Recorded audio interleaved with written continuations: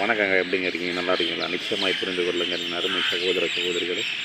நீங்கள் எந்த ஒரு தொழிலை செய்தவராக இருந்தாலும் அதை சீக்கிரத்தில் மூடுவிழாக மாற்றி விடாதீர்கள். பலர் அந்த தொழில் நமக்கு லாய்க்கில்லை என்று அந்த தொழிலை விட்டு மற்ற வேலைக்கு சென்று விடுகின்றனர். அங்கேயும் அவர்கள் பெரிதாக பிரகாசிப்பதில்லை.